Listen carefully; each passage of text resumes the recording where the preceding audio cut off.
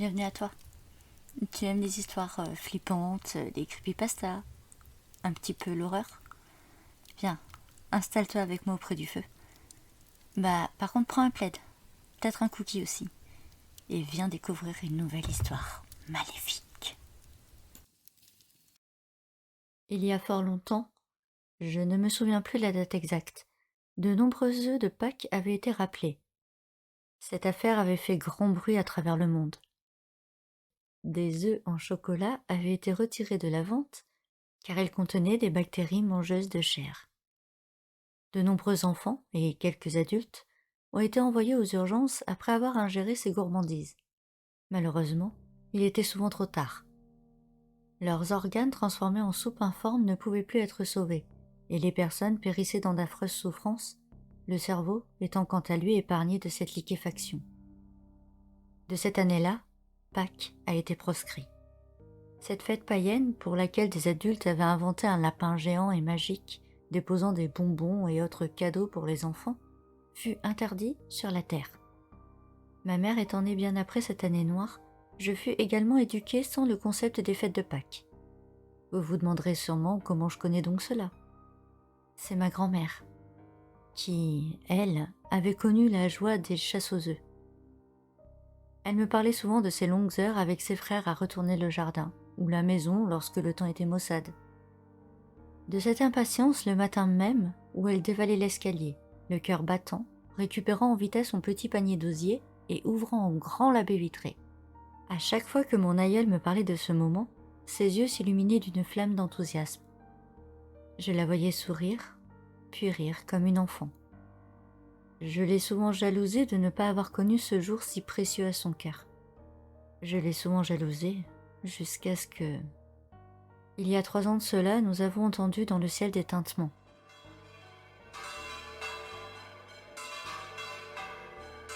Hasard du calendrier, ces bruits sont apparus un jeudi, juste avant la date qui aurait dû être Pâques. Nous avons tous levé les yeux au ciel, mais rien n'était visible. Et en quelques secondes à peine, les bruits cessèrent, bien qu'ils résonnaient encore dans nos têtes. Le dimanche qui suivit, nous étions tous estomaqués. Durant la nuit, les sons étaient revenus, et au petit matin, des centaines d'œufs colorés étaient éparpillés à travers les jardins des maisons, sur les toits des résidences, au pied des lampadaires. Rouges, jaunes, verts, à pois ou surmontés de symboles de lapin, c'était un arc-en-ciel de sucreries qui s'étendait à perte de vue. Personne n'osait s'en approcher. Ma fille s'apprêtait à en récolter un lorsque je l'en empêchai de justesse. La menace de la voir se dissoudre après avoir mordu dedans ne quittait pas mon esprit. J'ignorais si l'histoire était réelle ou si c'était simplement une légende horrifique que l'on se passait autour d'un feu de camp, mais cela m'avait valu de très nombreuses nuits sans sommeil et je me refusais à vivre la mort de mon enfant. Mon plus proche voisin tenta de taper dans un œuf, et ce dernier roula jusqu'au milieu de la route. Rien ne se passa. Il s'en approcha puis se pencha, retira le papier brillant et se mit à rire. Un œuf en chocolat, une simple sucrerie bien innocente. Il le leva bien haut au-dessus de sa tête pour que nous puissions tous le voir, et rentra chez lui avec sa découverte au creux de la main. Ce jour-là, j'interdis à ma fille de ramasser quoi que ce soit dans notre rue, et nous restâmes enfermés toute la journée. Le lundi d'après, j'observai par la fenêtre la maison de mon voisin. Les rideaux étaient tirés, aucune lumière ne filtrait. Dans l'après-midi, une agitation soudaine emplit la rue, et je sortais à toute hâte. Des ambulances, ainsi que la police, étaient garés sur le gazon d'en face, 2 corps sortaient allongés sur des civières. L'homme qui était mon voisin depuis près de 8 ans avait été sédaté. Il était agité, et entre demi-conscience et presque sommeil, il ne cessait de geindre. Le lapin. C'est le lapin de Pâques. Il existe et il est en colère. La seconde civière contenait un corps plus petit, recouvert d'un drap blanc. Au moment où les ambulanciers montaient dans leur camion, un bras d'enfant glissa dessous le drap. C'était donc Joël, le fils du voisin. Mon cœur se serra au souvenir de ce joli brun malicieux. J'étais persuadée que le chocolat maudit était la cause de cette mort si jeune, mais je ne savais pas que j'étais encore loin de la vérité. Il y eut une omerta sur le sujet du décès. Nous n'avons jamais su ce qui s'était réellement passé. La maison d'en face fut vendue et je ne revis jamais mon voisin. L'année suivante, rebelote. Les sons arrivèrent à la date prévue.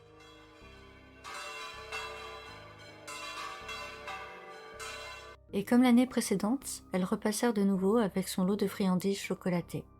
Cette fois encore, je restais enfermée chez moi avec ma fille, ignorant ses supplications. Le lendemain, des centaines d'ambulances envahirent le quartier, une dizaine dans ma rue. Des corps sans vie, des cris, des pleurs. La valse funèbre de Pâques entrait officiellement dans nos vies. J'attendis quelques jours pour présenter mes condoléances à ma coiffeuse qui avait perdu sa petite fille. Je voulais surtout en savoir plus. Toutes mes condoléances, Madame Berthier. Merci. Je suis désolée de vous demander ça de but en blanc, mais je suis moi-même maman, et j'aurais voulu savoir. Ce sont les chocolats, c'est ça? Madame Berthier me lança un regard triste. Si seulement. Au moins, elle n'aurait pas autant souffert.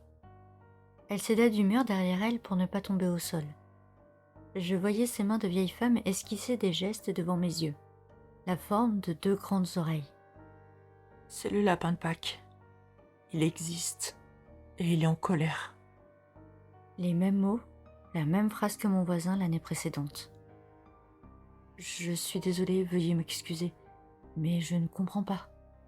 Le lapin a été oublié pendant de trop nombreuses années. Même moi, je ne l'ai pas connu. Mais à présent, il est furieux. Il a bien trop attendu. J'avais du mal à m'imaginer un lapin entrer dans la demeure de personnes endormies et commettre un crime. Elle voyait bien que l'image ne se mettait pas en place dans mon esprit. Ma petite fille en a mangé un, de ces foutus œufs, tout en couleur. Elle l'a gobé en une seule bouchée. Elle me souriait avec ses dents pleines de chocolat et on a même ri de l'avoir toute barbouillée. Mais la nuit suivante, on a entendu un grand boum dans sa chambre. Et avec ses parents, on s'y est précipité. La pauvre petite. Ma pauvre, pauvre petite. Elle évinça d'un coup de doigt une larme qui commençait à couler sur sa peau ridée. Quand on a ouvert la porte, il se tenait là. Un lapin géant, plus grand qu'un homme, juché sur ses pattes arrière. Il a tourné la tête vers nous quelques minutes, puis d'un coup de patte, il a tranché en deux le corps de ma petite princesse. Il a récupéré l'œuf qui était encore dans son estomac. Plein de sang. De la chair était encore collée dessus. Puis il l'a mangé. Il s'en est délecté devant nous. Nous n'avons rien pu faire. J'ai été clouée sur place, je n'ai rien pu faire. La pauvre femme finit par exploser en sanglots, et je la prenais tout contre moi pour lui apporter un peu de réconfort.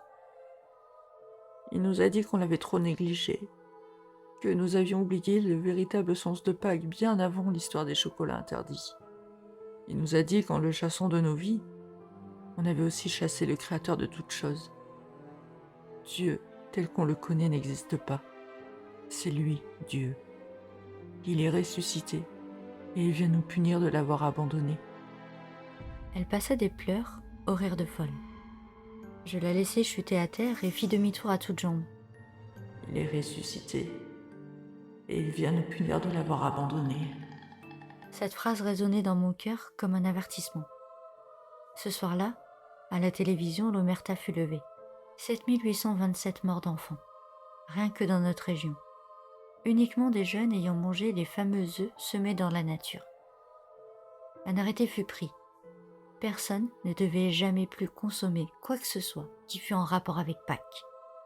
Un an s'est écoulé et jeudi dernier, le glas a encore sonné.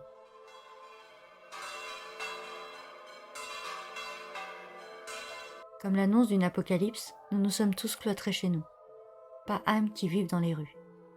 Cette nuit encore, des milliers d'œufs multicolores s'étendaient dans la ville. Personne n'osait plus les toucher ou les approcher. Des services de désencombrants avaient été mandatés pour faire le ménage et traquer le moindre bonbon de Pâques. Ce soir-là, je me mis au lit de bonne heure. J'avais affreusement mal à la tête. Sonia était dans sa chambre et écoutait de la musique, un peu trop fort à mon goût. Je toquai à sa porte. « Sonia, s'il te plaît, tu peux baisser ? J'ai la tête en carafe là. » J'ouvrais la porte et je restais figée. Ma fille était assise en tailleur sur son lit et elle me souriait, d'un sourire barbouillé de chocolat. « Sonia, qu'est-ce que t'as fait ?» Il est ressuscité, et il vient nous punir de l'avoir abandonné.